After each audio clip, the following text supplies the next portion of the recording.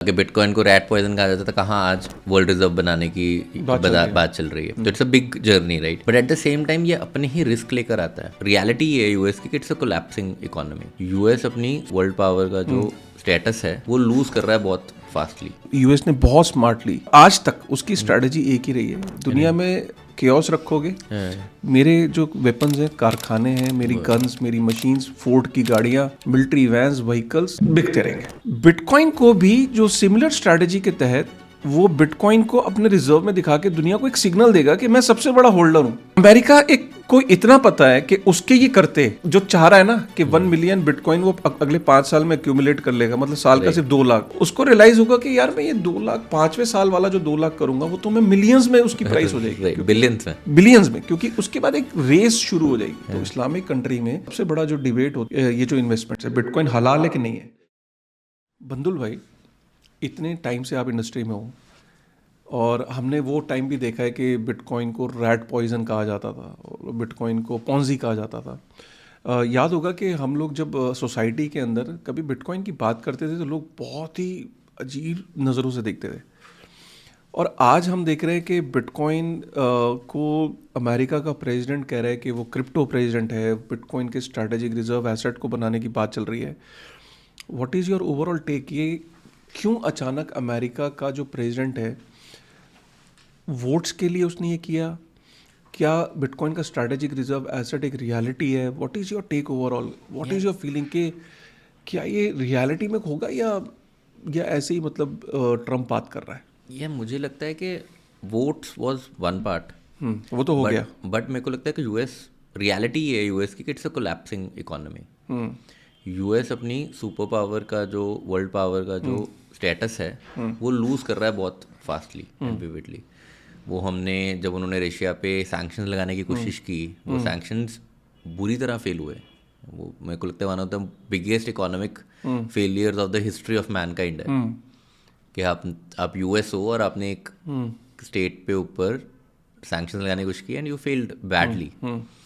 तो वो होना, ब्रिक्स की अपनी करेंसी अनाउंस करना, ये सब यूएस की सुपर पावर को चैलेंज कर रहा है। Now to maintain that status वो कुछ एक्शंस तो लेंगे, और वो एक्शंस क्या होंगे कि अपने रिजर्व्स को स्ट्रॉन्ग करना, अपने एक्सपेंडिचर्स को बढ़ाना। तो आप देखोगे अगर दोनों ही जो डोज करके जो इन्होंने इनिशिएटिव स्टार्ट किया है, डिपार्टमेंट ऑफ गवर्नमेंट एफिशिएंसी, वो काम कर रहा है कि स्पेंडिंग कम हो जाए, एफिशिएंट हो जाए गवर्नमेंट, और दूसरी तरफ ये रिजर्व्स की बात कर रहे हैं कि उसमें बिटकॉइन ले आएंगे, विच इज़ अगेन वो आज होगा, वो उसमें 2-3 साल लग जाएंगे because lot of documentation and processes are involve, but वो होगा ज़रूर, दैट्स फॉर श्योर।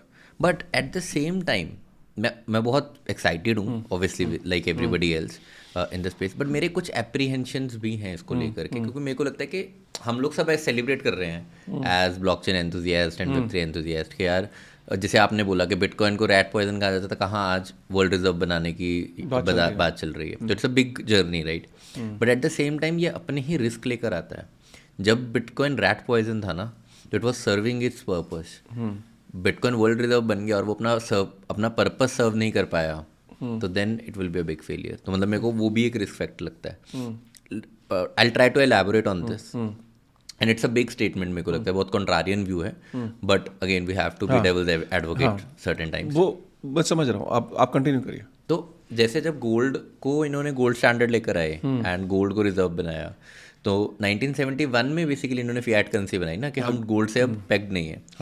1933 में क्या हुआ था आपको पता है? 1933 में यूएस ने फोर्सफुली गोल्ड कॉन्फिस्केट करना शुरू कर दिया था लोगों से कि आप गोल्ड रख नहीं सकते, आप सिर्फ बॉन्ड रख सकते हो, यूएस बॉन्ड। तो उसके बदले वो गोल्ड में वो फिर भी मुश्किल था। इनफैक्ट जो वीड को इलीगल करना है वो भी पार्ट ऑफ दिस स्ट्रैटेजी ही था, अगर आप देखोगे, जिसमें वो ब्लैक्स को एक तो जेल में डाल रहे थे। ये कॉन्स्पिरेसी थ्योरी है, we don't have proof for the same, but बहुत लोग कहते हैं कि जहाँ पर भी गोल्ड होता था दे यूज टू रेड, वो गोल्ड ले जाते थे और कोई भी केस डाल देते थे। तो ये सब कुछ बहुत ज़्यादा हुआ है 1930s में, 30 से लेकर इनफैक्ट 40-45 तक रहा है, राइट? अब अगर मैं हिस्टोरिकली फाइनेंस की बात करूँ, इकोनॉमिक्स की बात करूँ, तो बिटकॉइन के साथ कल को ऐसा नहीं होगा, ये क्या गारंटी है? मान लो कल को जैसे गोल्ड इन्होंने अपना फेड का रिजर्व बनाया था, बिटकॉइन को भी बना लिया, गुड हो गया, यहाँ तक we are very happy. US will start buying gold, good, we are very happy. But वो बोले कि हमारा कोई भी सिटीजन अब बिटकॉइन होल्ड नहीं करेगा, सिर्फ और सिर्फ जो बिटकॉइन के ऊपर वो फिएट करेंसी लॉन्च करेंगे. अल्टीमेटली तो डॉलर ही है, तो बोलेंगे आप डॉलर के बॉन्ड्स ले लो हमसे और आपके बिटकॉइन हम ले लेंगे. अगर ये होना शुरू हुआ तो कि लिक्विडिटी कहाँ से आएगी रिजर्व के लिए? Who selling? बिटकॉइन की सप्लाई तो बढ़ नहीं सकती. अभी 20 मिलियन है, माइन होने के लिए 1 मिलियन बचे हैं सिर्फ, उससे भी कुछ नहीं हो रहा, राइट? तो ये इतनी लिक्विडिटी कहाँ से आएगी? रिजर्व बनाने के लिए उनको मैसिव लिक्विडिटी चाहिए. वो लिक्विडिटी पूल करने के लिए ये सब जब शुरू हो गया तो वो उसे हाईली गार्डेड बना देंगे with things like chain analysis and all, जो ऑलरेडी वो काम भी कर रहे हैं इसके ऊपर. तो मेरे को लगता है कि वो एक बहुत बड़ा ईथोस ऑफ ब्लॉकचेन और ईथोस ऑफ वेब3 के ऊपर क्वेश्चन मार्क क्रिएट करने की पॉसिबिलिटी रखता है. अगर मैं एक डिस्टोपियन फ्यूचर की बात करूँ आपसे, but at the same time near future के लिए आई एम वेरी एक्साइटेड. बट ये मुझे एक चैलेंज लगता है जो अनफोर्सीन चैलेंज है, जिसकी कोई बात नहीं कर रहा इसी के अराउंड. मेरा आपका बिल्कुल सवाल तो बहुत सारे आते हैं. मेरा देखो इसमें ये टेक है कि पहले हम चलते हैं जो गोल्ड वाली बात आपने बोली. देखिए, अगर आप यूएस को देखें कि जब उसने हिस्ट्री में जाएं तो जब वर्ल्ड वॉर 1 वर्ल्ड वॉर 2 का वो पार्ट नहीं बना. पार्ट अगर वो बना भी, वो तब बना जब जापान का जब वो अटैक हुआ तो उसके बाद वो सीन में आया. लेकिन अगर आप देखें उस यूएस ने बहुत स्मार्टली, अगर हम दोनों वॉर्स के अंदर देखें, और आज तक उसकी स्ट्रैटेजी एक ही रही है. दुनिया में केओस रखोगे, मेरे जो वेपन्स हैं, कारखाने हैं, मेरी गन्स, मेरी मशीन्स, फोर्ड की गाड़ियाँ, मिलिट्री वैन्स, व्हीकल्स बिकते रहेंगे. और डिफेंस एक्सपोर्ट यूएस का बहुत बड़ा हमेशा से पार्ट रहा है. अब मेरा ये मानना है कि अमेरिका की जितनी भी कंपनीज आज तक जो बढ़ी हुई हैं वो इस स्ट्रैटेजी में काफ़ी फ्लरिश करी है. चाहे फोर्ड को ले लो या उनकी और बड़ी बड़ी कंपनीज को ले लो. यूएस ने एक बहुत काम स्मार्टली करा कि जब दुनिया केओस में थी, दुनिया ने कहा कि मुझे रॉ मटेरियल चाहिए, मुझे मशीनरी चाहिए, मुझे गन्स चाहिए, मुझे चाहिए, तो यूएस ने बोला ठीक है मुझसे ले लो. जब लोग गए, जब वो लड़ रहे थे, तो यूएस ने बोला यार तुम्हारी करेंसी की तो वैल्यू है नहीं, तो मैं इसके बदले नहीं दूंगा, मैं गोल्ड के बदले देता हूँ. उसने गोल्ड एक्यूमुलेट करा. आज भी यूएस सबसे बड़ा जो गोल्ड रिजर्व है यूएस के पास है. वो इतना गोल्ड नहीं है कि आज जितना उन्होंने डेट इशू कर लिया, राइट, वो मल्टीपल्स में इशू कर लिया, 35-36 ट्रिलियन 37 ट्रिलियन के आसपास. और गोल्ड तो उनके पास सिर्फ 8500 टन है, राइट. लेकिन फिर भी दुनिया का सबसे बड़ा जो रिजर्व है वो उनके पास है. यूएस ने गोल्ड को, इतनी बड़ी क्वांटिटी को गोल्ड में रख के कुछ कर थोड़ी ना रहा है. वो सिर्फ एक सिग्नल दे रहा है कि मैं स्ट्रांग हूँ, मेरे पास सबसे ज़्यादा है. वो इससे ज़्यादा कुछ नहीं कर रहा है. बिटकॉइन को भी जो सिमिलर स्ट्रैटेजी के तहत वो बिटकॉइन को अपने रिजर्व में दिखा के दुनिया को एक सिग्नल देगा कि मैं सबसे बड़ा होल्डर हूँ बिटकॉइन का. पर वो कहीं ना कहीं बिटकॉइन की सॉवरेनिटी, और क्योंकि बिटकॉइन फिर एक नेशन से जुड़ने लग जाएगा, और सॉवरेनिटी और उसकी, मेरे को लगता है कि इस के ऊपर मैं ये वो बोल रहा हूँ, मेरे को लगता है कि बट हमारी कम्युनिटी बहुत स्मार्ट है. एंड आज तक जितने भी गवर्नमेंट्स आई हैं, वीसीज भी आए हैं इनफैक्ट, या बड़े बड़े फंड्स आए, ETFs आए, हमने मतलब Web3 has been one industry जिसने सबको आउटरन नहीं करा, जो कोर बिटकॉइनर्स हैं या बिलीवर्स हैं. तो I have huge believe in them कि वो इस चैलेंज को भी इजीली नेविगेट कर लेंगे. हाँ, मैं आपको यहाँ पे एक पॉइंट ऐड करना चाहता हूँ, क्योंकि आपने एक बड़ा अच्छा पॉइंट रेस किया. आपने एक पास्ट का एक बड़ी दर्दनाक कहानी को छेड़ दिया कि यार जब यूएस ने 1933 में गोल्ड को कन्फिस्केट करने की कोशिश करी, उसने एक एग्जीक्यूटिव ऑर्डर पारित किया उस टाइम का जो प्रेसिडेंट था, और उसने बोला कि गोल्ड को जमा कराओ, और जो गोल्ड को जमा नहीं कराएगा सरकार के पास वो जेल जाएगा. लोग लाइन लगा के अपने घरों से गोल्ड निकाल के सरकार के पास जमा कर रहे थे. क्या वो बिटकॉइन में हो सकता है? ये बहुत अच्छा आपने सवाल पूछा. देखिए, बिटकॉइन क्या है? अल्टीमेटली बिटकॉइन को कन्फिस्केट करना सरकार के लिए ऑलमोस्ट इम्पॉसिबल है. देखिए, आप वो लॉ निकाल के लोगों को कह सकते हो कि बिटकॉइन को जमा करिए. कौन सा बिटकॉइन जमा हो सकता है? एक जो एक्सचेंजेस के पास है, जो कॉइनबेस के पास है, बाइनेंस के पास है. बिल्कुल एकदम सर, आप बिल्कुल ठीक कह रहे हो. हम CoinDCX इंडिया में कर भी रहे हैं. मतलब बहुत बड़ा क्वेश्चन है CoinDCX पे कि CoinDCX पे, मतलब इनफैक्ट सुमित खुद भी इस चीज़ को एड्रेस करता है कि अभी तक उनके पास क्रिप्टो विड्रॉल्स नहीं है बिकॉज गवर्नमेंट की रेगुलेशन उनके. तो एक तरीके से वो क्या है भाई, एक तरीके से आपके पास एक जगह पे जमा है गोल्ड लोगों का, जैसे गोल्ड बैंक के पास जमा है, राइट, कई लोगों का गोल्ड बैंक लॉकर्स में जमा है। आज अगर कानून आ जाए कि जो लॉकर्स में है, सरकार की मर्जी वगैरह आप नहीं निकाल सकते सपोज, बिल्कुल, तो सिमिलरली बिटकॉइन जो एक्सचेंजेस पे है वो सिमिलरली वो एक तरीके से आपका नहीं है। राइट। अब आ जाते हैं कि जो नॉन कस्टोडियल बिटकॉइन है लोगों के पास, उसको कैसे आप कन्फिस्केट करेंगे। गोल्ड को फिजिकली कन्फिस्केट करना आसान था।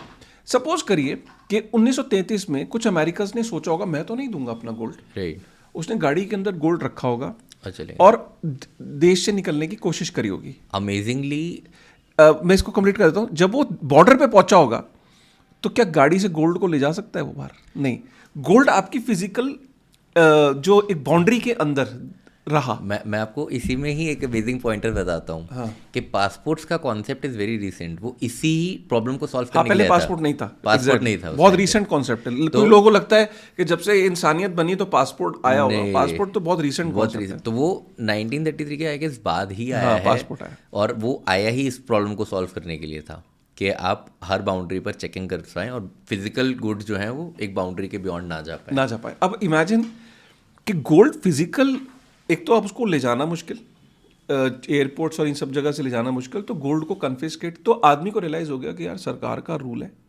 मुझे फॉलो करना है, मुझे गोल्ड सबमिट करना है। बिटकॉइन एक डिजिटल प्रॉपर्टी है, ये एक फिजिकल फॉर्म में नहीं है।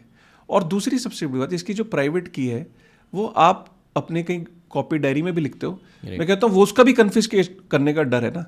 अरे यार 12 वर्ड को अगर आपने दिमाग में याद कर लिया कहानी के रूप में, तो फिर कैसे निकालोगे? बहुत सही बात है, ठीक है। और दूसरी चीज, अगर लोगों को आपने ये ऑर्डर पारित कर दिया, लोग क्या करेंगे? इस ऑर्डर के पारित होने के 5 मिनट पर आप बिटकॉइन चेन पे ट्रांजैक्शन वॉल्यूम देख लेना, जो यूएस से ट्रांजैक्शन मूव होगा, लोग अपने किड्स एंड किन्स को भेज देंगे, दे देंगे।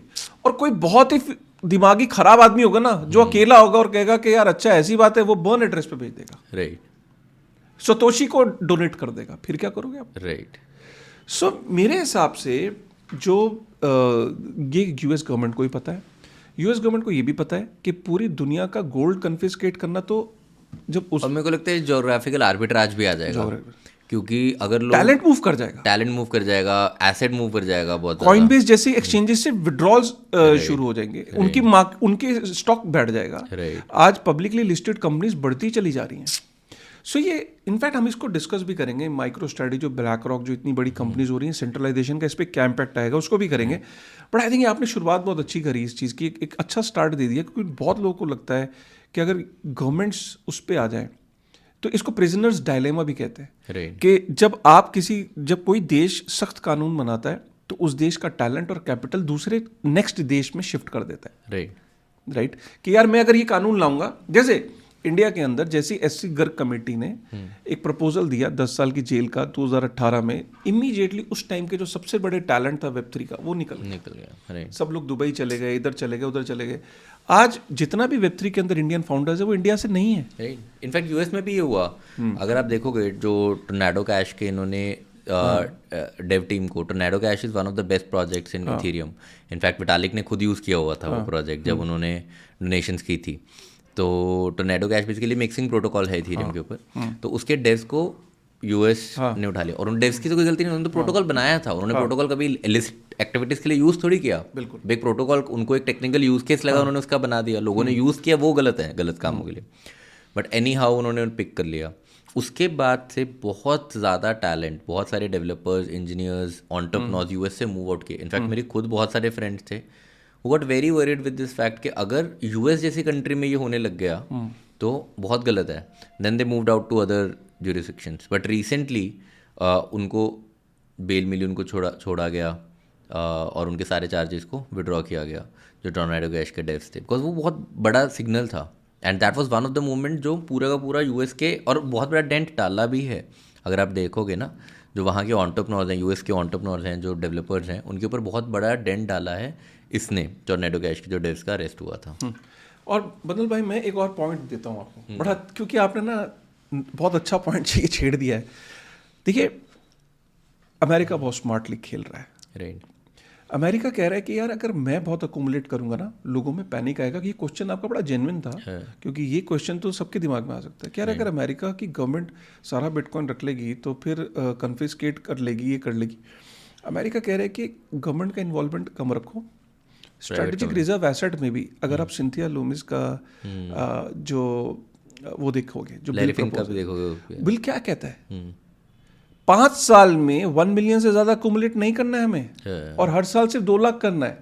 क्योंकि अगर हम बहुत करने लगेंगे तो प्राइस बहुत ज्यादा बढ़ जाएगा, बहुत ज्यादा हो जाएगा, तो हम अपनी ही चीज को महंगा खरीदना है। तो एक बात को सोचो जरा, अमेरिका जिस दिन ये कह देगा कि बिटकॉइन को मेरे को चाहिए, मेरे को इसलिए तो बाकी दुनिया में बिटकॉइन का प्राइस क्या होगा? मैं वही कह रहा हूँ, इसीलिए अमेरिका कभी डायरेक्टली खरीदेगा नहीं। अमेरिका सबसे पहले तो उन्होंने इसीलिए, अगर आप देखोगे, माइनिंग को कंट्रोल कर लिया। हाँ, माइनिंग काफी उनके पास, कंट्रोल इन द सेंस कि वो क्या कर रहे हैं कि प्रोत्साहित कर रहे हैं कि भाई अमेरिका से बने माइनर। वही सेम वही ब्लैक रॉक को आगे कर दिया, माइक्रो स्ट्रेटेजी को आगे कर दिया, तो वो हो गई। दूसरा माइक्रो स्ट्रेटेजीज जैसी कंपनी है जिन्होंने कर लिया। ऑलमोस्ट हर बड़ी कॉर्पोरेशन में यूएस में ये बात चल ही रही है कि अब part of your reserve should be in bitcoin. ये सारे जो एक्शंस हैं ये यूएस को स्ट्रांग बनाएंगे, which is good for our community. But क्या वो, एक तो जिस ज्योग्राफी में हम बैठे हैं विच इज़ इंडिया, सेकेंडली क्या ये बहुत लॉन्ग टर्म के लिए सही है, और बहुत लॉन्ग टर्म किस तरह से होगा, इसके ऊपर मेरे को लगता है कि हमें धीरे धीरे क्लैरिटी आएगी। क्लैरिटी आ रही बंदुल भाई। अमेरिका को अगर सुपर पावर, हम ये कह रहे थे कि डॉलर जो है वो उनका जो जिस लेवल का उन्होंने डेट इशू किया है, तो यूएस की सुप्रीमेसी इफेक्ट होगी, हम ये कह रहे थे। यूएस तो सबसे स्मार्ट निकल रहा है, उसने डेट इशू किया, तो अब वो वापस से अपनी सुप्रीमेसी को, उसको दिख रहा है कि मैं ये रीपे नहीं कर पाऊंगा डेट। जैसे आपको ये पता लग जाए कि भाई मैंने बहुत लोन ले लिया, मैं रीपे नहीं कर पाऊंगा, मेरी तो नौकरी चली गई। राइट। अब उसने वो स्मार्टली क्या कर रहा है, वो ऐसे बिजनेस में उतर गया, उसने बिटकॉइन के और क्रिप्टो के ऊपर इतना फोकस कर दिया है कि वो अपनी सुप्रीमेसी को फ्यूचर में और स्ट्रांग कर रहा है। तो आप ये कह रहे हो कि नियर फोर्सेबल फ्यूचर में US dollar he dominant currency of the world रहेगा? I'm talking about currency, not asset. Yes, तो उनके यहाँ पे ये ऑलरेडी कैलकुलेशंस आ गई हैं कि हमें कितना बिटकॉइन चाहिए कि फ्यूचर में 20 साल बाद हम अपना डेट पे ऑफ कर पाए बिटकॉइन से। नहीं, वो दैट्स गुड, बट मेरे को फिर भी ऐसा लगता है कि कहीं ना कहीं जो अमेरिका इज गेटिंग स्ट्रॉन्गर, ये कंसर्न है आपका? नहीं, मेरे को लगता ही नहीं है कि अमेरिका इज गेटिंग स्ट्रॉन्गर। मुझे लग रहा है कि दे आर गेटिंग वीकर, और वो इंटरनल कॉन्फ्लिक्ट और वोकिज्म और जो उनकी सिविल वॉर उनको खा जाएगी। मुझे नहीं लगता कि बाहर का देश उनको गिरा सकता है। ट्रू, मैंने ये मल्टीपल टाइम्स बोला है कि अमेरिका को अगर कोई गिरा सकता है तो वो विद इन अमेरिका से ही गिरेगा। और बड़े जब आप यूरोप में भी देखोगे, जब अलेक्जेंडर का भी हुआ, जब जितना भी ये अपना एम्पायर्स गिरे, रोम एम्पायर जब पूरा गिरा है, वो इंटरनल कॉन्फ्लिक्ट्स की वजह से मेनली गिरा है। आप यूके में भी देखोगे तो यूके भी वीक ऐसे ही हुआ था कि उनकी इंटरनल पॉलिटिक्स और रॉयल जो उनका फैमिली थी उनके साथ उनके रिलेशंस थोड़े से खराब हुए, वहीं पे ही यूके भी वीक हुआ। तो आज तक जितने भी बड़े, जब ऐसे बड़े नेशंस और बड़ी इकोनॉमीज जब गिरी हैं तो इंटरनल कॉन्फ्लिक्ट की वजह से गिरी हैं। And I believe the same for America. मुझे नहीं लगता उनको कोई भी हरा सकता है, उनको वो हारेंगे, वो खुद से हारेंगे। इसीलिए मुझे लगता है कि यार आने वाले टाइम में या तो एक बिटकॉइन के ऊपर एक आप लेयर 2, अगर मैं टेक्निकली लेयर 2 नहीं कह सकते, बट मुझे लगता है कि एक layer on the top of bitcoin बन सकती है जो कि डिसेंट्रलाइज होगी अगेन, जो एक इकोनॉमी कंट्रोल नहीं करेगी। तो एक तो मुझे वो गेम बहुत स्ट्रांग लगती है। दूसरी मेरे को जो लगता है कि एक पॉसिबिलिटी बहुत बड़ी निकल के आती है, वो ये आती है कि एक, जैसे पहले भी यूएस डॉलर्स की जगह पर हमारे पास एक बास्केट ऑफ करेंसीज थी जिसको वर्ल्ड ट्रेड के लिए यूज़ किया जाता था। तो जैसे ब्रिक्स ने भी एक बास्केट ऑफ करेंसीज बनाने की कोशिश करी, तो वैसा कुछ एक वर्ल्ड ट्रेड के लिए यूज़ हो सकता है। राइट। देखिए, मेन क्या है कि बिटकॉइन की वजह से क्या होगा, अगर वो बिटकॉइन को बेस भी बनाते हैं ना और उसके ऊपर सपोज डॉलर प्रिंट करते हैं, जब ये गोल्ड के साथ ऐसा करते थे तो कोई भी जाके गोल्ड को वेरीफाई नहीं कर पाता था कि इन्होंने सपोज अगर $100 प्रिंट किया और तो क्या इनके पास $100 वर्थ ऑफ गोल्ड है? How do you even do that? Right. क्या गोल्ड को फिजिकली कैलकुलेट करना या उसको वैल्यू करना इज स्टिल इम्पॉसिबल। हमने चाइना के अंदर देखा कि चाइना के रिजर्व्स में जो वो गोल्ड क्लेम करता था, पीछे जब उसका ऑडिट हुआ तो उससे पता निकला कि काफी सारा गोल्ड फेक गोल्ड है। जो गोल्ड के ब्रिक्स हैं उसके पास, वो फेक निकले। तो सबसे बड़ा इशू ये होता था कि कोई इकोनॉमी जब ये कहती थी कि मेरे पास इतना गोल्ड है और मैं इसके ये मेरे को स्ट्रेंथ दे रहा है और इसके बेसिस में इतनी मनी मैं प्रिंट कर रहा हूँ। जब 1971 से पहले गोल्ड जितना होता था उतनी आप करेंसी प्रिंट करते थे, लेकिन उस टाइम भी ये डिफिकल्टी थी। बिटकॉइन बहुत ज़्यादा ट्रांसपेरेंसी लेके आएगा कि अगर कल को कोई इकोनॉमी कहती है कि मैं इतना बिटकॉइन है और मैंने इतना प्रिंट किया, तो anybody can just, even a child can verify it. Absolutely. और अभी मेरे को ये लग रहा है कि वंस ये जब यूएस का जब ये एक्शन आ जाएगा, मान लो यूएस ने बिटकॉइन करना पड़ेगा, तो बहुत इंटरेस्टिंग फैक्ट एक और देखने वाला होगा कि काउंटर पार्ट कंट्रीज क्या करेंगी। जैसे ब्रिक्स क्या करेगा उस टाइम पे, मिडल ईस्ट क्या करेगा, क्योंकि middle east is also very pro on Web3। अगर आप पूरा मीना देखोगे, नॉट जस्ट दुबई, मेरे को लगता है दुबई से ज़्यादा एक्टिविटी तो आज अबू धाबी में या फिर सऊदी अरेबिया में हो रही है, टर्की में है। तो ये पूरा रीजन कैसे देखेगा इसको, इनके क्या एक्शन प्लान हो, क्या ये भी अपने रिजर्व में, बिकॉज यूएस तो बोल रहा है हम साल का 200 मिलियन लेंगे जो भी, बट सऊदी को तो कोई नहीं रोक रहा। एंड वो ऑटोनॉमी भी है उनके, तो रेगुलेशन भी बहुत फास्ट मूव हो सकते हैं उनके लिए। तो वो किस तरह से एक्ट करेंगे, ब्रिक्स किस तरह से एक्ट करेगा, ब्रिक्स में स्पेसिफिकली रशिया किस तरह से एक्ट करेगा, इंडिया किस तरह से एक्ट करेगा, चाइना किस तरह से एक्ट करेगा। चाइना भी अभी एक तरह से एक रोग नेशन ही है ना, यूएस के कहने में तो है नहीं चाइना, तो चाइना उसे किस तरह से रिएक्ट करेगा। तो वो ये सब मेरे को लगता है जियोपॉलिटिक्स और जो मैक्रो इकोनॉमिक फैक्टर्स है ना इसके अराउंड, वो बहुत इंटरेस्टिंग है। ऑल इन ऑल मुझे लगता है this is very beneficial for Web3 in short term. या इट इज़ लॉन्ग टर्म में as a community, as Bitcoiners, as Web3 enthusiasts, we have to come up with innovative solutions जो future problems जो pose हो रही है उनको उनके solutions लेकर आ पाए। Short term में it's very bullish. When I say short term, I say 5 to 10 years. When I say long term, post 10 years. But मेरे को लगता है वो काम पहले शुरू हो जाएगा। Bitcoiners are smart। और मेरी जितने भी core Bitcoiner से बात हुई है, अभी बिटकॉइन मीना में भी, अबू धाबी में आप भी थे, तो मेरी जब सबसे बात हुई है आई बिलीव, तो सबका सिमिलर पर्सपेक्टिव ही था। हमारी बहुत लेंथ में डिस्कशन हुई थी, एक प्राइवेट सा इवेंट था, वहाँ पे कुछ 20-30 लोग थे, everybody was bitcoin, and we discuss it in detail कि किस तरह से होगा। एंड मुझे लगता है कि कम्युनिटी ऑलरेडी बहुत अवेयर है, जो कोर डेव्स हैं, जो सब लोग हैं, they are very aware of these problems. But as a finance person, as a investor, I am very excited because अगले 10 साल हम लोग बहुत ज़्यादा टर्मोइल देखने वाले हैं, और वो टर्मोइल का अल्टीमेट बेनिफिशियरी जो है वो Web3 स्पेस ही रहेगी। मुझे लगता है कि अमेरिका को ये पता है कि अगर जिस दिन वो बिटकॉइन को स्ट्रैटेजिक रिजर्व एसेट का एग्जीक्यूटिव ऑर्डर अगर साइन कर दे, क्योंकि लोग बहुत बुलिश साउंड कर रहे हैं कि वो साइन कर देगा, मुझे स्टिल थोड़ा सा डाउटफुल लग रहा है कि यूएस अगर ये कर देता है तो वो एक तरीके का पूरी दुनिया में रेस का बिगुल बजा देगा। वही कह रहा हूँ, तो वो बहुत इंटरेस्टिंग। अब अमेरिका के पास 2 ऑप्शन है कि वो ये ना करे, स्लोली अपनी कंपनीज के द्वारा अकोमुलेट करे। नहीं है ये ऑप्शन इसलिए नहीं है because US will lose power to those companies कहीं ना कहीं। अगर यूएस गवर्नमेंट की बात कर रहे हैं, हाँ, बट तो कंपनीज तो यूएस की है ना। नहीं, बट वो यूएस को क्यों एक ऑफिशियल स्टेक लेना पड़ेगा ताकि वो ऑफिशियली उसको और एम्पावर कर पाए और वो इकोनॉमी को ले पाए। एल सेल्वाडोर ने अगर उसको ऑफिशियली करा, एल सेल्वाडोर ने उतना पैसा एक्चुअल में बिटकॉइन रिजर्व से नहीं बनाया जितना उन्होंने बिटकॉइन के अराउंड एक कम्युनिटी बना के रहा है। बहुत सारे लोग वहाँ शिफ्ट हो गए, बहुत सारे बिजनेसेस एल सेल्वाडोर रजिस्टर होना शुरू हो गए, बहुत सारे माइनिंग प्लांट्स लोगों ने लगाए, बहुत सारी इन्वेस्टमेंट्स आई उनके पास जो ज़्यादा प्रॉफिटेबल था एल सेल्वाडोर के लिए then there bitcoin reserve. Bitcoin reserve तो ऑब्वियसली प्रॉफिटेबल था ही, वो तो इन पब्लिक है। बट मैं हमेशा कहता हूँ कि एल सेल्वाडोर की इकोनॉमी को जो पुश मिला है ना Web3 इकोनॉमी से जुड़ने के का, वो बहुत बड़ा पुश था। US will never miss out on that. या बट उनकी हिस्ट्री देखिए ना। बट दे आल्सो अंडरस्टैंड के जिस दिन ये एग्जीक्यूटिव ऑर्डर साइन हो गया, डे 1 पे बता रहे हैं कि साइन हो जाएगा, और इसी की वजह से बिटकॉइन में आप बुलिश ट्रेंड भी देख रहे हो। ये साइन होते ही पूरी दुनिया को एक सिग्नल वो दे देगा कि पूरी दुनिया के अंदर एक हाहाकार की स्थिति हो जाएगी कि हर बंदा अपने इकोनॉमिस्ट के साथ बैठेगा, प्रिंसिपल एडवाइजर के साथ बैठेगा और बोलेगा यार यूएस ने साइन कर दिया यार executive order as a reserve asset, हम क्या कर रहे हैं। राइट। भूटान जो कि एकदम निकल के आया, आबू धाबी की जो न्यूज़ आई कि उनके पास $40 बिलियन के आसपास का है, जो कि अभी कंफर्म नहीं करी उसने, लेकिन यूएई अगर ऐसा है, ईरान है, रशिया है। मैं आपको भी बताता कि मीना बहुत ज़्यादा प्रो है। मीना बहुत रसल खेमा मिस नहीं कर सकते हम, बिकॉज मीना में रसल खेमा is very very very bullish on Web3, very bullish on Web3 bitcoin. So America को इतना पता है कि उसके ये करते, राइट, वो ये जो चाह रहा है ना कि 1 मिलियन बिटकॉइन वो अगले 5 साल में एक्यूमुलेट कर लेगा, मतलब साल का सिर्फ 2 लाख।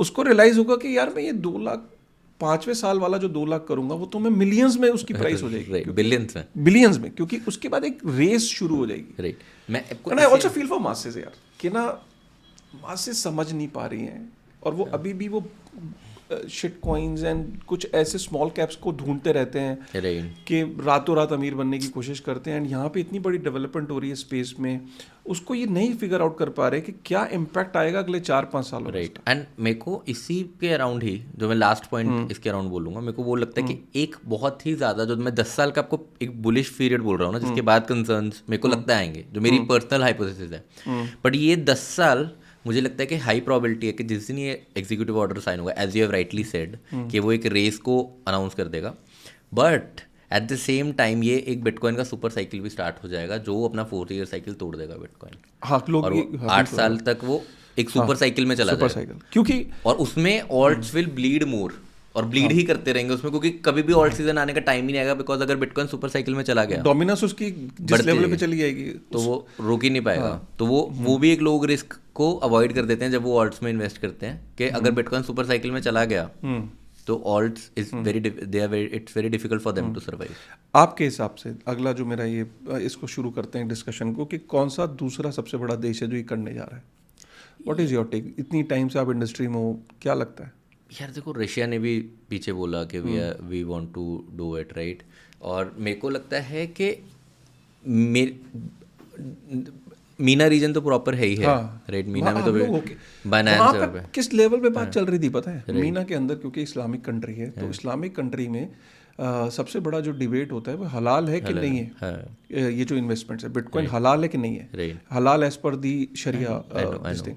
तो वहाँ पैनल्स थे इस पे, सिर्फ 2 इस पे, कि वहाँ के इन्वेस्टर्स को एजुकेट वो कर रहे थे कि कैसे बिटकॉइन इन्वेस्टिंग के अंदर आप ज़कात कैसे पे करोगे, हलाल है कि नहीं है। वहाँ पे इस तरह के ऑलरेडी फोरम्स और डिस्कशन शुरू हो चुके हैं। और मैं जितना और एक बार उनके क्लरिकल्स ने, क्योंकि वहाँ के क्लरिक्स ने, क्योंकि वहाँ फतवा चलता है कि ये सही है कि नहीं है, तो वहाँ के क्लरिक्स ने अभी तक इस पे कोई कंक्रीट आंसर नहीं दिया। जिस दिन वहाँ के क्लरिक्स ने किंग्स को और प्रिंसेस को एक क्लैरिटी देना शुरू कर दी, क्योंकि यूएई को तो कहीं ना कहीं क्लैरिटी है, लेकिन सऊदी के अंदर या मिडिल ईस्ट में कई कंट्रीज में भी क्लरिक्स ने नहीं करा है। जो कर रहे हैं अभी लोग अपनी अंडरस्टैंडिंग पे कर रहे हैं। जिस दिन क्लरिक्स ने, वहाँ लोगों को जानना जरूरी है कि वहाँ क्लरिक्स फतवा देते हैं कि हाँ ये ठीक है, तो फिर वो वहाँ पे उस हिसाब से वो इंक्लूड करते हैं। जिस दिन उन्होंने ये क्लैरिटी दे दी मिडिल ईस्ट में, क्योंकि क्लरिक्स भी यार आम जनता और प्रोफेसर्स और टीचर्स तो समझ नहीं पा रहे, तो एक रिलीजियस ऑर्गेनाइजेशन उसके लिए समझना कितना मुश्किल है।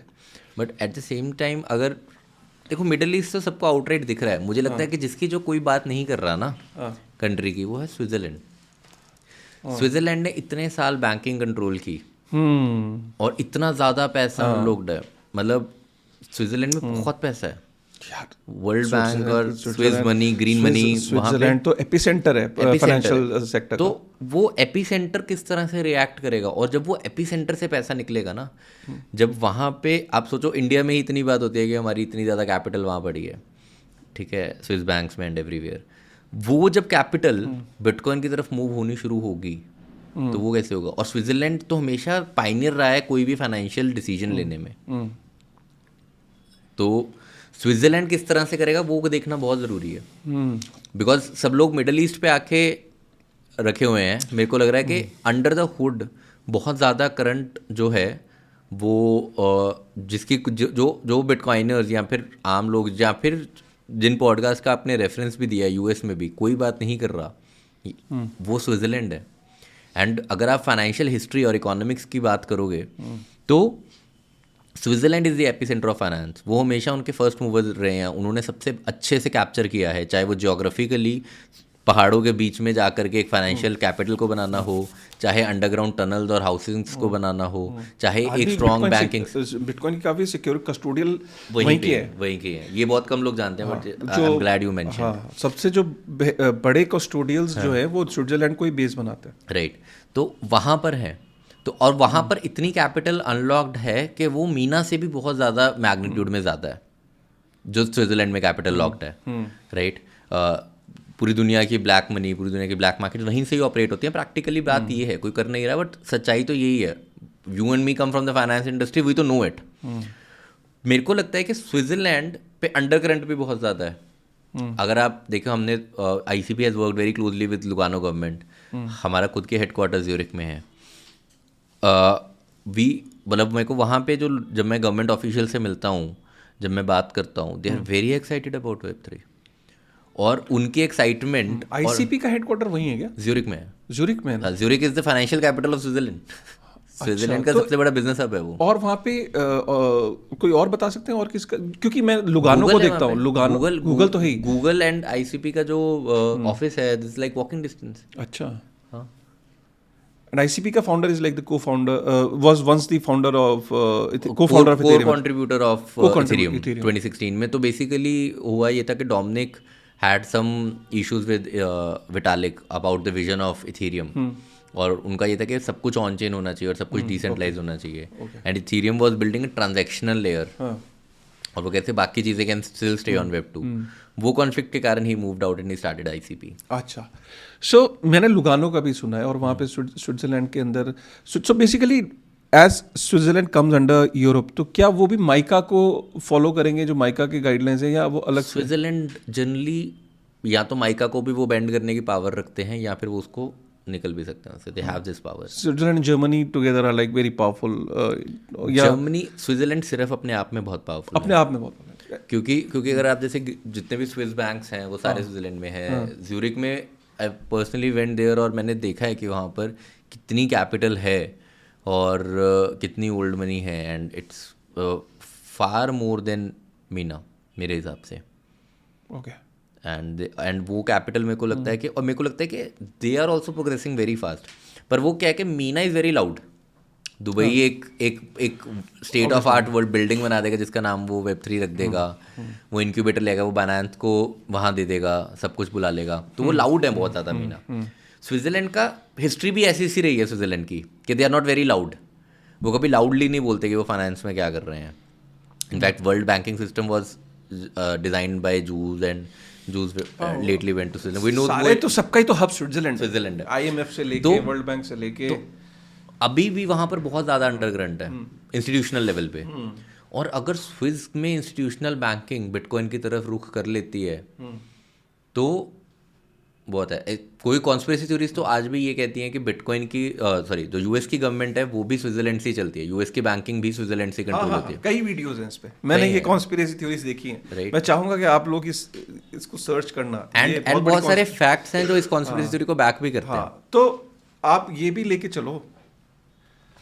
चलो, क्या ये पॉसिबिलिटी है, आज एक नया व्यू दे देते चलो ऑडियंस को, कि जो कुछ भी बिटकॉइन के प्रति जो एकदम चेंज ऑफ स्टांस हुआ है, क्या इसके पीछे स्विट्जरलैंड का भी हाथ हो सकता है? स्विट्जरलैंड के फाइनेंशियल इंस्टीट्यूशंस का हाथ भी हो सकता है। राइट, तो जो आपका क्वेश्चन था कि what is the second most country you are excited about after US, for me it's Switzerland, because मीना तो मेरे को लगता है खुद ही दिखा देगा मुझे। मीना मुझे स्टडी करने की जरूरत नहीं है। Meena is very loud.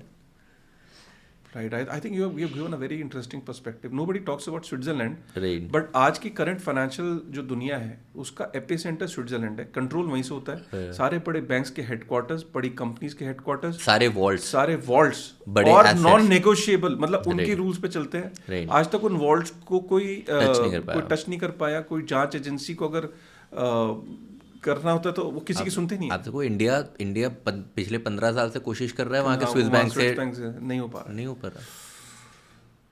तो सोचो जब वो पैसा बिटकॉइन की तरफ जाएगा। Biggest custodials by the way bitcoin. And आपको एक इंटरेस्टिंग फैक्ट और बताता हूँ। पूरी दुनिया की बैंकिंग किस तरह से चलती है कि आप बैंक में पैसा डालते हो, आपको उसके अगेंस्ट इंटरेस्ट मिलता है। स्विस बैंकिंग उल्टी चलती है। आप बैंक में पैसा डालते हो, आपको उसके ऊपर कोई इंटरेस्ट नहीं मिलता, आपको एक फ़ीस देनी होती है अपने बैंक में पैसा रखने के लिए। तो अब इसका एक पर्सपेक्टिव आप समझिए कि वे वहाँ के लोग जो वहाँ पे जो मनी पड़ी है ना, लोगों को उसके ऊपर रिटर्न भी नहीं चाहिए, वो इतनी बड़ी कैपिटल है, लोगों को सिर्फ सेफ्टी चाहिए। अगर मान लीजिए स्विट्जरलैंड बोलता है यार कि अच्छा अभी तक हम तुम्हारा कैश सेफ रख रहे थे, उसके बदले हम तुमसे पैसे ले, अब हम तुम्हारा एक एसेट भी सेफ रख लेंगे जो कि बिटकॉइन होगा और वो एप्रिशिएट भी करेगा, तो स्विट्जरलैंड में और ज़्यादा इन्फ्लक्स हो जाएगा कैपिटल का, और वो किस तरह से पूरा का पूरी डायनामिक्स को चेंज कर देगा, विल बी ट्रीट टू सी। एक बड़ा इंटरेस्टिंग पर्सपेक्टिव अभी डोनाल्ड ट्रंप की इस बात से, और जो वहाँ यूएस के अंदर एक प्रपोजल ये चल रहा है कि अमेरिका बेस्ड जो क्रिप्टो प्रोजेक्ट्स हैं, क्रिप्टो कंपनीज हैं, जो L1s L2s और डैप्स जो वहाँ से ऑपरेट करते हैं, जो बड़े हैं, जिनका अडॉप्शन है, जिनकी मार्केट कैप्स बड़ी हैं, they should be part of the American strategic reserve asset bitcoin के साथ। तो मतलब बिटकॉइन के साथ अमेरिका से सोलाना, XRP, ऑन्डो, सुई, डिफरेंट जो वहाँ से जो अमेरिका से, क्योंकि कोई प्रोजेक्ट कहीं का नहीं होता है, लोगों को ये भी मैं बताना चाहूँगा कि फाउंडेशन होती है वहाँ की, जैसे सुई फाउंडेशन या मिस्टन लैब है जैसे उसकी, और जैसे कि सोलाना की फाउंडेशन वहाँ से, यूनिस्वाप की जो लैब्स है वो US बेस्ड है। तो वही कह रहे हैं जो US बेस्ड क्रिप्टो है, कितनी गलत स्टेटमेंट है बट वो दे रहा है, और वहाँ पे प्रपोजल की भी बात चल रही है कि उसको भी बिटकॉइन स्ट्रैटेजिक रिजर्व एसेट के साथ साथ उसको भी अमेरिका का स्ट्रैटेजिक रिजर्व एसेट में इनको डालना चाहिए। व्हाट इज योर टेक, ऐसा होना चाहिए? और how you think this is going to spark a new debate? दुनिया में यही तो डर था कि यार ये क्रिप्टो किसी का नहीं होता, बट ये एक नई बात छेड़ के क्या दुनिया में एक नई जंग हम देखने वाले हैं कि ये अमेरिका का क्रिप्टो है, वो वहाँ का क्रिप्टो है, and then how do you see things will evolve? जो हमने पहले भी डिस्कशन करी कि बिटकॉइन की सॉवरेनिटी को करेगा, ये वही वाली बात हो गई कि अब क्रिप्टो सॉवरन नहीं रहेगा और वो किसी नेशन से कनेक्ट हो जाएगा। ये एक प्रॉब्लम स्टेटमेंट है, but at the same time मैं इसमें भी एक हिस्टोरिकल फैक्ट आपको बताना चाहता हूँ अगेन, बिकॉज बिटकॉइन को हम डिजिटल गोल्ड बोलते हैं, तो गोल्ड एरा की ही बात करनी पड़ेगी हमें। जब गोल्ड रिजर्व एसिड बन रहा था, गोल्ड स्टैंडर्ड से पहले जो स्टैंडर्ड था वो कौन सा था? That was the silver standard. China in fact 1960 या 1960 तक probably was actively in silver standard. 1960, it's a very recent move. उसके बाद they switch to gold standard. और लोगों ने बहुत बार बात करी कि मल्टीपल हो जाए, मल्टीपल जो मेटल्स हैं उनको रिजर्व में रखा जाएगा और उनके ऊपर रिजर्व्स जो हैं वो सिर्फ गोल्ड के या सिर्फ सिल्वर के नहीं होंगे। एक टाइम पे बात हो रही थी कि aluminium was considered more rare than silver 1800s में, तो तब बात हो रही थी कि शायद aluminium should be part of reserves, और बहुत सारी ऐसी कॉन्वर्सेशंस रही हैं। But eventually only gold won the race, right? Silver भी नहीं बन पाया रिजर्व एसेट आज के टाइम में। ऐसा क्यों हुआ? क्योंकि इसको टेक्निकली मैनेज करना बहुत मुश्किल हो जाएगा। जैसे बिटकॉइन के अराउंड इन्होंने एक नैरेटिव बना दिया कि वो क्लीन एनर्जी पे होना चाहिए, इसीलिए माइनर्स उन्होंने वहाँ स्विच करवाए, सब कुछ करा। यूएस में mining company, bitcoin mining companies के उन्होंने IPOs करने शुरू करे, माइकल सेलर जैसे बंदे क्रिएट करे, एंड जिन्होंने बिटकॉइन को इतना ज़्यादा सपोर्ट किया एंड बिटकॉइन को यहाँ तक लेकर आए। ये सब चीज़ें करी उन्होंने सिर्फ बिटकॉइन के अराउंड। अब now if they have to incorporate 5 more currencies, तो उनको ये सब करना पड़ेगा 5 के अराउंड, बिकॉज ऐसा नहीं हो सकता ना कि यूनिस्वॉप लैब अपने हिसाब से चले और तब भी वो US रिजर्व का पार्ट हो। उनके ETF आ सकते हैं, जैसे कि सारी कमोडिटीज़ कमोडिटी मार्केट में ट्रेड होती हैं, उनके फ्यूचर्स ऑप्शन आप कुछ भी ले सकते हो एज एंड यूज़र, एक्सचेंजेस उसको इशू भी करती हैं, बट रिजर्व एसेट में सिर्फ गोल्ड है। तो मैं जो नियर फ्यूचर देखता हूँ वो ये होगा कि जो बिटकॉइन जो US अपने जिनको US कंपनीज बोल रहा है या फिर US क्रिप्टो बोल रहा है, वो उनको कहीं ना कहीं उनके ETFs एंड ऑल को अलाउ करेगा मैक्स। रिजर्व का part I really highly doubt कि वो होगा, और अगर होगा भी तो वो बहुत माइनर स्टेक होगा, कभी मेजर स्टेक नहीं बन पाएगा। मैं ये कहता हूँ कि उन्होंने ये कह के वो कॉइन्स पंप करना शुरू कर दिए, ठीक है? आप देख लो उन कॉइन्स को, सोलाना पंप कर रहा है, XRP पंप कर रहा है, ठीक है? अब और मैंने यहाँ तक देखा कि उन फाउंडर्स के वो जो ब्लॉकचेन्स हैं, उनके फाउंडर्स और उनकी जो फाउंडेशंस हैं, उन्होंने उसके इनॉग्रल इवेंट में डोनेशंस देना शुरू कर दी। राइट, एक क्लियर इंडिकेशन है कि अमेरिकन फाउंडेशंस, अमेरिकन प्रोजेक्ट्स, उनके फाउंडर्स डोनेशन दे रहे हैं। That's the beauty of America, because ये कैपिटलिस्टिक इकोनॉमी का सिग्नल है। आप सोचिए, मतलब मैं इसको Web3 से निकल जाओ, आप ब्लॉकचेन से बाहर निकल जाओ, एंटरप्रेन्योरशिप के लेवल पे सोचो कि एक कैपिटलिस्टिक अगर पीक करना हो, अगर एक कैपिटलिस्टिक सिग्नल देना हो, एक स्टेटमेंट देनी हो, this is the biggest capitalistic statement as a country. हाँ, दे दी उन्होंने, मान लिया। लेकिन आप ये इसको कैसे देख रहे हो कि कल को फिर तो, मतलब अगर ऐसी बात है तो क्या हम ऐसी दुनिया देखने वाले हैं कि ये अमेरिकन प्रोजेक्ट्स हैं, रशिया कहता है यार विटालिक, क्योंकि कहीं ना कहीं तो रशिया नहीं था भाई, तो इथेरियम मेरा है, पुतिन कहता है कि जी इथेरियम को यूज करेंगे, ठीक है। फिर उसके बाद जहाँ पे पुतिन विटालिक को बुलाते हैं और दे ऑफ, ठीक है, अब इथेरियम हमारा है लेकिन यूनिस्वैप अमेरिकन है। इसको यार देखो, अब सबसे बड़ी डैप तो यूनिस्वैप है इथेरियम की, जिसको इथेरियम को सक्सेसफुल करने में सबसे बड़ा TVL। अब वो कहेगा यार ये फिर क्या करें, ठीक है। इधर से चाइना कहता है ये सप्लाई चेन वाली ये वाली जो चेन है, वेट चेन है या फलानी चेन है, ये मेरी है। और भाई CZ भी कहीं ना कहीं कभी तो यार वो था ना चाइनीज, तो चलो यार BSC हमारी है, ठीक है। BSC चाइना की हो गई, वेट चाइना की हो गई, इथेरियम वहाँ का हो गया। इंडिया कहता है यार संदीप नारायणवाल तो यहीं से गया, पॉलीगॉन हमारा है। और स्विट्जरलैंड कहता है ICP हमारे यहाँ पे है, ICP स्विस है। हाउ वी लोग कहीं ना कहीं this is going to spark a confusion, एक का माहौल एक पैदा होगा कि यार ये जैसे कंपनीज अलग अलग देशों की थी, या आज तक नहीं हुआ था अभी तक डिस्कस, ये टॉपिक पहली बार ऑन कैमरा डिस्कस हो रहा है। ये आज से पहले आपने कभी सुना था ये? लेकिन एक अमेरिका का प्रेसिडेंट जब ये बातें करेगा तो दुनिया में एक डिबेट शुरू हो जाएगी कि क्या अमेरिकन, क्या रशियन, क्या चाइनीज। नहीं, मेरे को नहीं लग रहा, मेरे को लगता है कि ये बात होना बहुत नॉर्मल है जो आप बात बोल रहे हो ना, पर जो हमारा कलेक्टिव IQ है ना of the industry, it's very high. तो कलेक्टिव IQ में होगा क्या ना कि people will bypass this, people will come back to sovereign currencies and the sovereign currencies will success, because ultimately it's a gamblers market. अगर सब लोग मिलके यकीन नहीं करेंगे तो ट्रंप के बोलने से भी कोई चीज़ नहीं चलेगी, राइट? बेनिफिट तो होगा ना यार उनको, इसको नहीं होगा, बियॉन्ड अ पॉइंट होना बंद हो जाएगा। बिकॉज जब वो मैं आपको बताता हूँ 2020 तक ये नैरेटिव बन गया था कि VCs जिस कॉइन को हाथ लगाएंगे ना वही चीज़ चढ़ेगी, जिसके पीछे VC नहीं है वो कॉइन नहीं चढ़ सकता। बिकॉज पावर्स वो वैसे थी कि वो कैपिटल लेकर आते हैं, वो नेटवर्क लेकर आते हैं, वो एक्सेस लेकर आते हैं। हमारी कम्युनिटी ने जुटला दिया उनको मीम कॉइन्स के साथ कि कोई भी ऐरा गैरा मीम कॉइन आप pump.fund पे इशू करो and then it can go to billions and millions. ये स्टेटमेंट क्या थी इस टाइम पर Web3 के, मतलब जितने क्लोजली मैं देख रहा हूँ, मैं 2017 से ऑलमोस्ट VC से बात कर रहा हूँ। कुछ फ्रेंड्स हैं, कईयों के LPs के लिए हैं, कईयों से किसी तरह के रिलेशन है, राइट?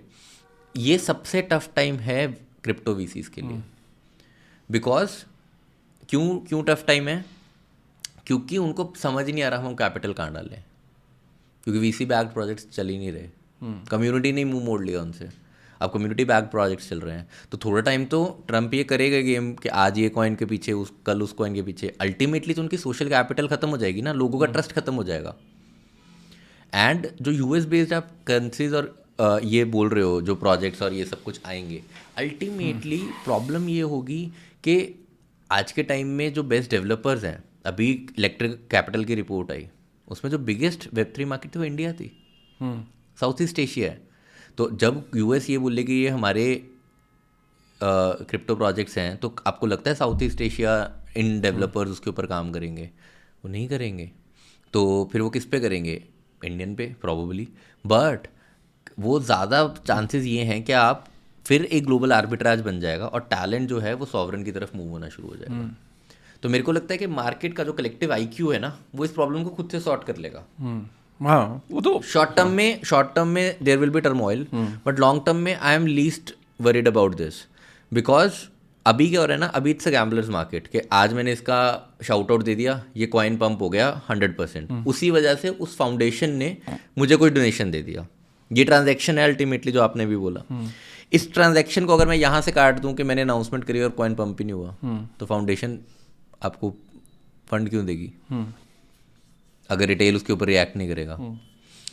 सेम चीज़ जो हम इसको आगे भी डिस्कस करेंगे, जो पॉलीगन वाला सीन हुआ कि पॉलीगन अभी पंप नहीं हुआ जियो की अनाउंसमेंट के बाद, वो मेरे को लगता है कि वो, मैं आपसे कल भी ये बात कर रहा था कि वो दर्शाता है, वो एक सिग्नल है बहुत बड़ा, वो स्टेटमेंट है कि retail is now smarter than this, retail is looking for something else.